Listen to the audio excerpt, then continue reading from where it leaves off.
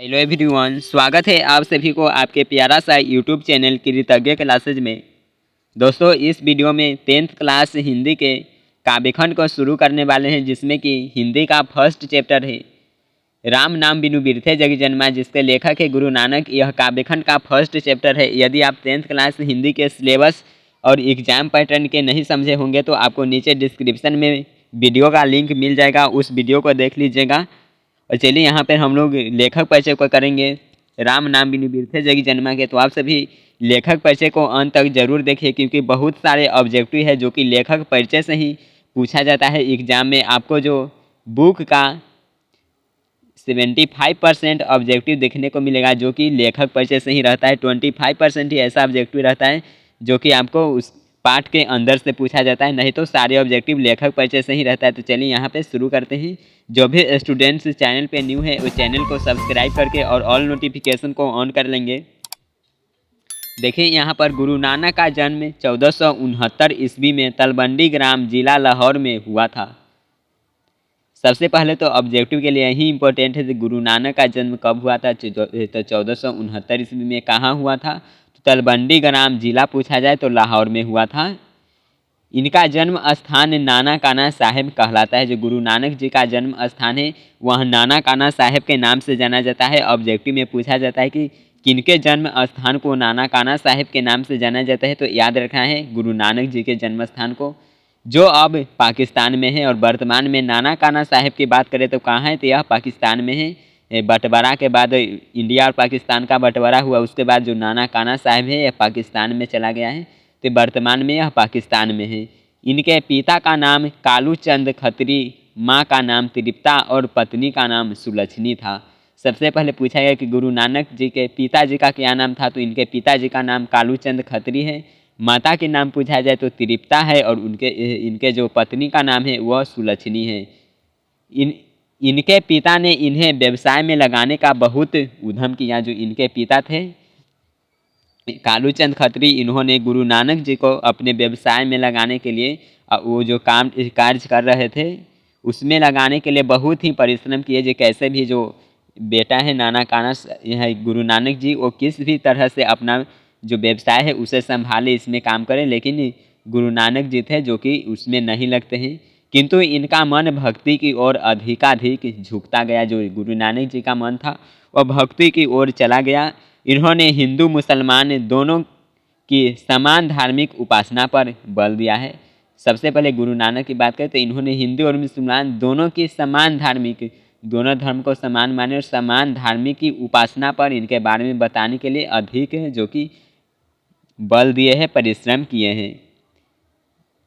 आगे देखिए, वर्णाश्रम व्यवस्था और कर्मकांड का विरोध करके निर्गुण ब्राह्मण की भक्ति का प्रचार किया। गुरु नानक के बारे में पूछा है किस भक्ति धारा के कवि है, तो याद रखिएगा निर्गुण भक्ति धारा के। गुरु नानक ने व्यापक देशाटन किया और मक्का मदीना तक की यात्रा की। किस कवि ने मक्का मदीना तक की यात्रा किए हुए हैं, तो याद रखना है गुरु नानक जी ने मक्का मदीना तक की यात्रा है जो कि किए हुए हैं। मुगल सम्राट बाबर से भी इनकी भेंट हुई थी। जो गुरु नानक जी थी, इन्होंने मुगल के विख्यात सम्राट थे बाबर, इनसे भी गुरु नानक जी का भेंट हुआ था। हिंदी में ब्रज भाषा और खड़ी बोली दोनों का मेल है। इनके भक्ति और विनय के पद बहुत धार्मिक है। इनके दोहों में जीवन के अनुभव उसी प्रकार गूंथे हैं जैसे कबीर की रचनाओं में, लेकिन उन्होंने उलटबासी शैली नहीं अपनाई। कबीर की बात करें तो वह उलटबासी शैली को अपनाते हैं, लेकिन गुरु नानक जी है जो कि इस शैली को नहीं अपनाते हैं। इनके उपदेशों के अंतर्गत गुरु की महत्ता, संसार की क्षण भंगुरता, ब्रह्म की सर्वशक्तिमत्ता, नाम जप की महिमा, ईश्वर की सर्वव्यापकता आदि बातें मिलती है। गुरु नानक की बात करें तो इन्होंने संसार के बारे में बताया है, उसके बाद ब्रह्म की सर्वशक्तिमत्ता, उसके बाद के नाम और जप, जैसे कि राम नाम के बिना ये बताते हैं कि जो राम नाम का नाम नहीं लिया उनका जगत में जन्म लेना है जो कि व्यर्थ है। इनकी रचनाओं का संग्रह सिखों के 5वें गुरु अर्जुन देव ने 1604 ईस्वी में किया, जो गुरु ग्रंथ साहिब के नाम से प्रसिद्ध हुआ। ये बहुत ही इम्पोर्टेंट ऑब्जेक्टिव के लिए है, बार बार पूछा भी गया है। कि सिखों के 5वें गुरु सबसे पहले पूछा जाए तो याद रखना है गुरु अर्जुन देव। और किसने गुरु नानक जी के रचनाओं का संग्रह किया है तो गुरु अर्जुन देव ने। गुरु अर्जुन देव सिखों के कौन से गुरु थे तो 5वें गुरु थे।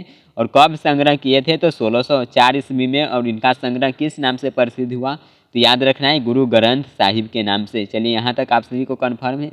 आगे की ओर देखिए, गुरु नानक की रचनाएं हैं जपू जी, आशा दीवार, रहीरास और सोहिला। इनकी प्रमुख रचना यहाँ पे देखिएगा जपू जी पूछा जाए, आशा दीवार, रहीरास और सोहिला, ये सभी इनकी प्रमुख रचना है। कहते हैं कि सन 1539 में उन्होंने बाह गुरु कहते हुए अपने प्राण त्याग दिए। गुरु नानक जी ने अपना प्राण तब कब त्यागे थे तो याद रखना है 1539 ईस्वी में। और बाह गुरु कहते हुए, वाह गुरु कहते हुए उन्होंने अपना प्राण है जो कि त्याग दिए हैं। आगे की ओर देखेंगे, निर्गुण निराकार ईश्वर के उपासक गुरु नानक हिंदी की निर्गुण भक्ति धारा के प्रमुख कवि है। गुरु नानक किस भक्ति के धारा के कवि है तो याद रखना है निर्गुण भक्ति धारा के कवि है गुरु नानक। पंजाबी मिश्रित ब्रज भाषा में रचित इनके पद सरल सच्चे हृदय की भक्ति भावना में डूबे सदागर है। इन पदों में कबीर की तरह प्रखर सामाजिक विद्रोह भावना भले ही न दिखाई पड़ती हो, किंतु धर्म उपासना के कर्मकांड मूलक सांप्रदायिक स्वरूप की आलोचना तथा सामाजिक भेदभाव के स्थान पर प्रेम के आधार पर सहज सद्भाव की प्रतिष्ठा दिखलाई पड़ती है। इनकी बात करेंगे तो इनको जो ग्रंथ है इन्होंने जो लिखे उसमें सामाजिक भेदभाव के स्थान पर, यानी कि समाज के भेदभाव नहीं किए, उनके स्थान पर उन्होंने प्रेम के आधार पर सहज सद्भाव से एकदम प्रतिष्ठा के साथ समाज के प्रेम भाव को दर्शाया, न कि इन्होंने समाज के भेदभाव को दर्शाया है, भेदभाव समाज में किए हैं, ऐसा इनका ग्रंथ नहीं है।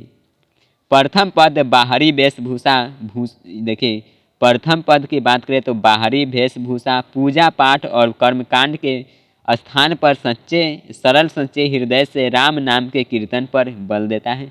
इनका जो प्रथम पद है वो क्या है तो राम नाम बिनु बिरथे जग जन्मा, यानी कि राम नाम के बिना इस जगत में जन्म लेना जो कि व्यर्थ है। तो प्रथम पद में बताते हैं कि बाहरी वेशभूषा उनका कैसा भी हो, पूजा पाठ और कर्मकांड के स्थान पर कि बाहरी वेशभूषा पूजा पाठ और कर्मकांड इसको छोड़ करके बताते हैं कि सरल सच्चे हृदय से राम नाम के कीर्तन पर बल देता है, क्योंकि राम नाम कीर्तन ही सच्ची अस्थायी शांति देकर व्यक्ति को इस दुखमय जीवन के पार पहुंचा पाता है।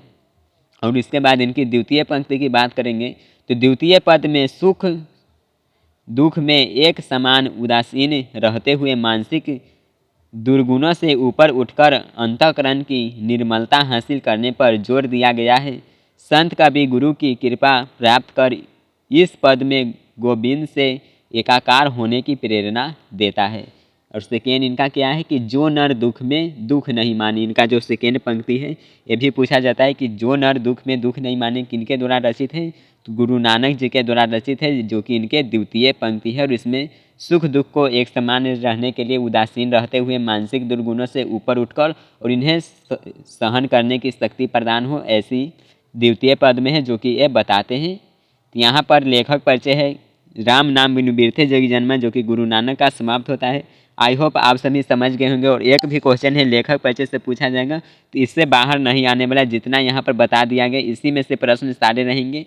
और ऑब्जेक्टिव ही आपको कराया जाएगा तो आपको पता चल ही जाएगा कि कैसा प्रश्न रहता है, किस तरह से एग्जाम पैटर्न है।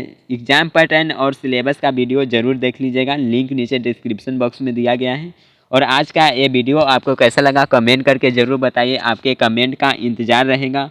आपको थोड़ा सा भी कहीं पे डाउट है तो कमेंट करके बता सकते हैं। मिलेंगे नेक्स्ट वीडियो में। और आपसे जो कम्युनिटी टाइम में पूछा गया कि हिंदी के लाइव क्लास के लिए कौन सा टाइम आप सभी के लिए परफेक्ट रहेगा, तो आप सभी वहाँ पोल ज़रूर कीजिएगा कि कौन सा टाइम है जो कि ठीक रहेगा, यानी कि आप लोगों के लिए परफेक्ट रहेगा। तो मिलेंगे नेक्स्ट वीडियो में। बाय।